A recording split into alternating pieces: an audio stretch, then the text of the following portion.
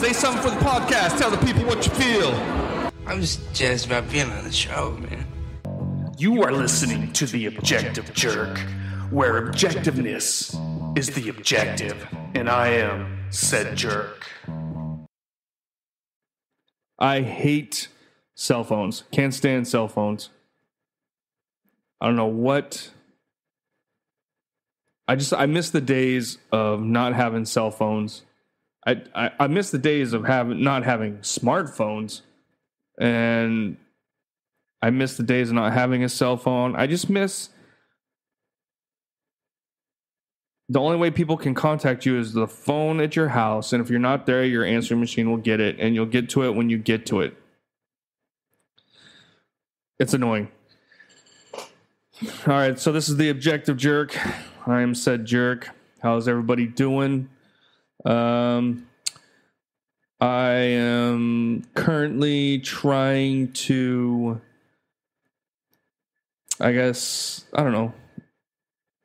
work on my podcast stuff. So I didn't realize all the stuff that Facebook has or is trying to do to kind of, catch up with everybody, or I don't know. But so I've been playing around with it a little bit more. I had set up I guess it's like a business. So if you have a business, you want to sell stuff, it's like another Facebook page. So I had set that up a while back, but it was basically just a copy of my Facebook page because I already created a Facebook page for this podcast, basically, because I got rid of my Facebook. Oh man, I'm kind of going off. I was going to talk about cell phones and stuff, and then, but I'll get back to it. So, I grew up in like a liberal household, basically, my whole life. I didn't really follow politics or anything like that. So, but that's kind of how I perceived things. When you're young, you watch. Well, I mean, when I was young, you watched MTV and all this, and I remember watching Pearl Jam Unplugged, and at the end of it, he wrote pro-choice on his arm. I didn't know what that meant, but I told everybody. I remember being in school, and this cute girl asked me, if I was pro-life or pro-choice, and I just remembered, oh, he wrote that in his arm, so I'm like, pro-choice, and of course she was like, cool. I didn't know, I didn't care, I didn't follow anything. And then even as a young adult, I didn't still care that much. I didn't really follow. I remember, Clinton and his sexual scandals and stuff like that. But, I didn't follow anything. I didn't care. And, I lived in Washington State, which is always votes blue and is pretty liberal for the most part. So anyway, I moved around mainly between like Utah and Washington, but I had Facebook, and I didn't get on it very much. Just every once in a while I'd get on there and whatever, kind of catch up. I'd just kind of see where all my friends, what they were doing, make a few comments, and that's kind of it. I didn't really post anything. And so I didn't really start getting on Facebook until I moved here to the Philippines, so I could kind of really, stay in touch with the States, basically, And I remember, I've told the story before, but as I was getting ready to move here is when I kind of saw the biased, kind of hypocritical reporting and political things on the news. I'm like, what? I'm not going to talk about it again, but so that's when I kind of started noticing and paying attention. So when I came here, I did vote for Trump in 2016 just because Hillary was an evil cunt. I've talked about too before. I was unsure. I remember I almost was just going to vote for Mickey Mouse or something, but I did end up voting for Trump, and he ended up, I think, being a good president. So, a couple of years later, I'm on Facebook, and I got friends from back in Washington, and even a lot of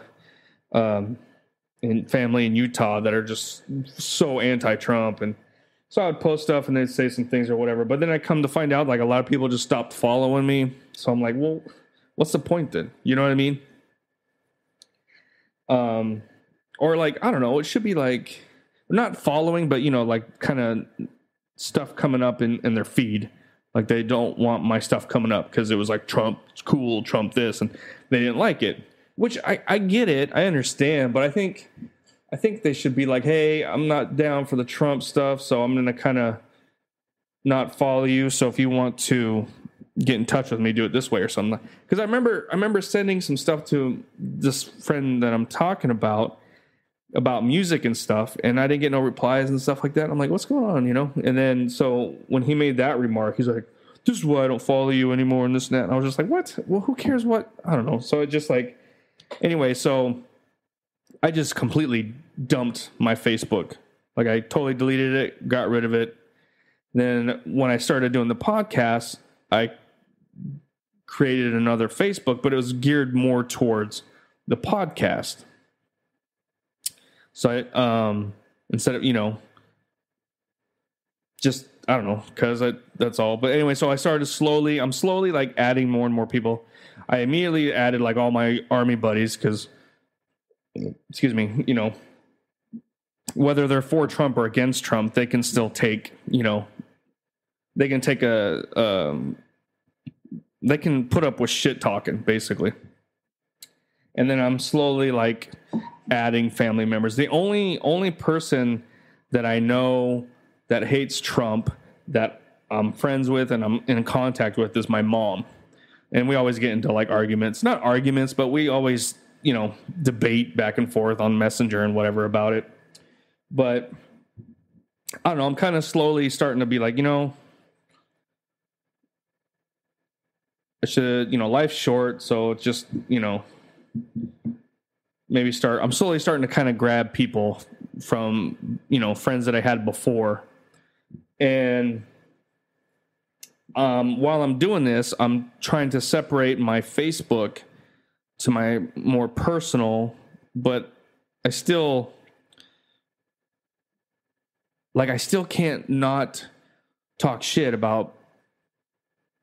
Okay, anyway, so I have my personal Facebook, and then I have the little professional page or something that's more geared towards the podcast. So I'm trying to separate them. But the thing is like I want to talk shit about Facebook and all this stuff because they completely restricted and censored a lot of people's posts. You know what I mean? Oh, that's not right. If you notice, it's gone down a lot. Well, maybe not for people that are just posting pictures of their kitty and yay, I love Biden. Maybe they don't see it. But when you sit there and when you question and put things on there, they're like, what? You get these marks, you get Facebook jail and all this kind of crap. And it's like, dude, what? It's like it's free speech. You know, it's not like we're like, hey, let's go kill a bunch of liberals or something. It's just people putting their opinions on there, and then Facebook is like censoring it. And I just looked at the camera to see and I'm all like, hey, what's up? How you doing? So a little close. I guess that's good. That's a good reason why to have the camera up. Anyway, what was I saying? Oh yeah, so Facebook is like censoring stuff. So then it became my mission to just put anti-Facebook and anti-Trump or anti-Biden and pro-Trump stuff on Facebook, just to kind of, you know, like stick it to them, you know. So I'm still gonna do that, but I'm gonna try and I don't know. I'm still figuring it out. So I'm thinking of just trying to maybe. So I took all my memes off the podcast Facebook, and I just have links and videos and stuff from my podcast. But I wonder if maybe I'll start just putting my memes on there, so then I can have Facebook separate for, you know, everybody, so I can talk to my liberal friends and all that kind of stuff. That's what I'm thinking. Let me know. Send me an email, comment, whatever. Let me know what you think. So the reason I'm kind of talking about this is, so I, like I said, I've been slowly like requesting friends back with people that I grew up with. And there was this young woman who I went to high school with. And she sent me a message that, at least I'm getting some interaction, but it was constructive criticism, I would say. But I don't know what she's really talking about. Like, I don't know I say stuff. I don't, some stuff comes out of my mouth that I'm not, I don't know.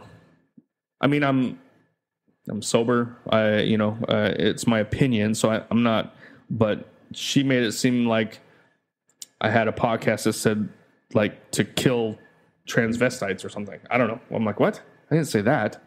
So I'm trying to think of what, and I sent her a message and I'm like, I don't remember saying that. I was talking about the trans woman that shot up the school and her manifesto and how they didn't want to release it, kind of stuff. That's what, so I don't know if maybe she heard a clip or maybe she read something. Maybe, I don't know. But if you're listening to this, which she's probably not, you know who you are. Send me a message again. Let me know. I'm not, I don't care I'm not going to like sugarcoat stuff. I'm not trying to attack anybody, but at the same time, it's like, I think I'm pretty good at seeing bullshit, This is going off differently. Cell phones. This whole thing started on cell phones. I do my podcast. I'm like, I feel like bitching or talking about something, and so I'll do it. And that's what this was supposed to be. It's about cell phones. And now I'm going off on another thing. But again, I don't know. I feel like maybe that's what she's talking about because I talk about it. But it just seems like the trans movement that's going on is just, a lot of it is mental and it's just for attention and because it's the cool thing to do now. You know what I mean? Like I believe there are people that are honestly in the wrong body or whatever, but I think it's way less than what they're making it seem like. And I think a lot of them, it's just a mental condition, When I was working at the VA, there was I don't know about daily, but I would see a trans man dressed as a woman, and not to be rude, but they were not pretty. You know what I mean? Like, it was a guy with some lipstick and long hair wearing a dress. And you would see it. I saw it more often than I would think. And turns out most of them were like special forces and they were into some shit, saw some shit, done some shit, had some shit happen to them, So it just makes me think it's just kind of, it's like they're unhappy with what they did maybe, and they want to change themselves. So they think that's what way to do it. I don't know. A lot of it, I think, is just, it's in their brain. Some of them I think is legit, but a lot of it is not. That's kind of my opinion. I'm not a doctor. I'm not whatever. From what I see, that's what I get out of it. Anyway, God, I keep getting closer and closer to them. I need to push the computer back, maybe. All right. Oh, now it's all, what the heck? Oh, now I'm sitting on a cable. Come on. What is that? What's going on? Oh, it's the table because it's funky. I got to build a new table. How's that? Is that better? I don't know. Not really. Okay. Anyway. Nope, too far. There we go. So that's kind of my take on that.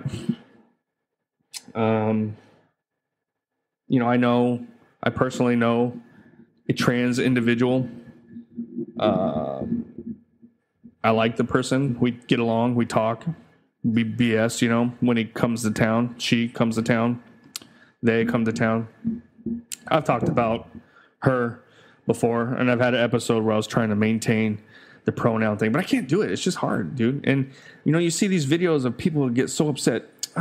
Do I look like a man? But it's like, dude, it's like if you're doing something and you just hear a man's voice, you're gonna be like, "Hey, sir," and then crap, they're dressed as a woman. You know what I mean? It's like, I understand that you're going through something and you want to be looked at as a female, but you can't expect everybody to just, I don't know.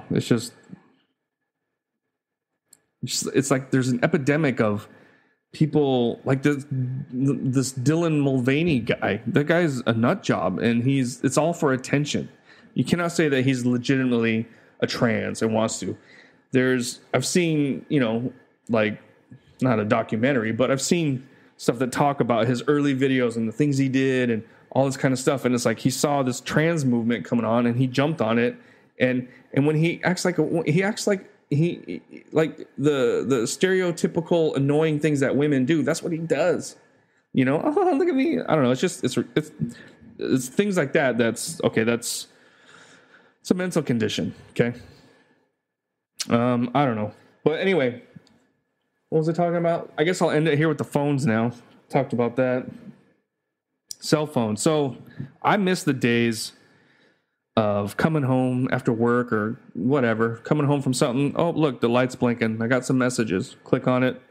Hey, man, this is so-and-so. You want to go out this weekend? Let's hang out, blah, blah, blah. Cool. Call him back or whatever, Simple. It was a simple life. Now it's like you're attached to everybody 24/7. And it's just, I remember seeing, I think it was a comedian that was like, cell phones have turned everybody into firefighters. Or it's like a 911, they're always in contact or in touch. You're able to get in touch. And if you don't answer, it's like, why didn't you answer the phone? You know what I mean? It's like, dude, chill. I'll get to it when I get to it. You know what I mean? It's like, why do we have to be in immediate contact with everybody all the time? It's annoying. And then now with smartphones and the internet, it's just even worse, man. I don't know. I have a smartphone, but I just use it to watch stuff. Like, it's my little pocket computer. I don't use it as a phone. I do have a cell phone, but it's just like an old school little keyboard phone. That's what I use.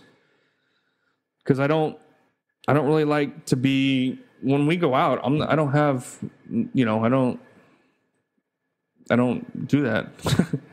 It's like, I just want a phone. So if I separate from my wife and she needs to find out where I am or whatever, and I can call her, she can call me, that's it. I don't want to like be on my phone looking at TikTok or whatever as I'm walking around the mall or whatever. You know what I mean? It's just, I don't know.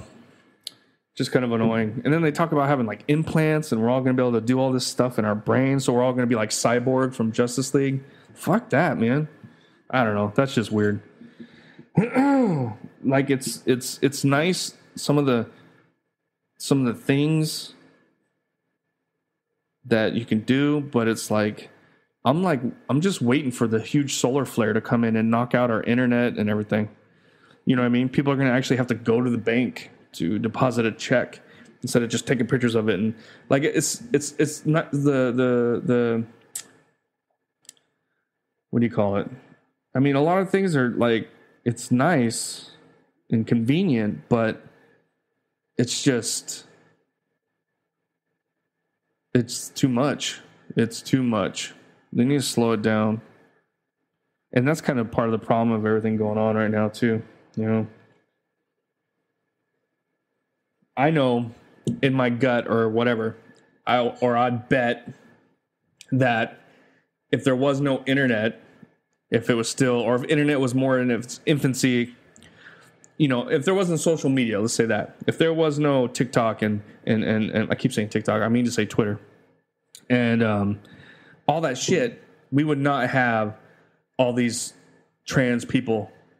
We wouldn't, because a lot of it's just for clicks and for attention and all this kind of crap, man. It's just crazy. Yeah, I don't even have my Twitter anymore because I can't get on there. I talked about it before when I was switching from Chrome to Safari. I guess I could open up Chrome, but I don't want to. I'm trying to stay away from.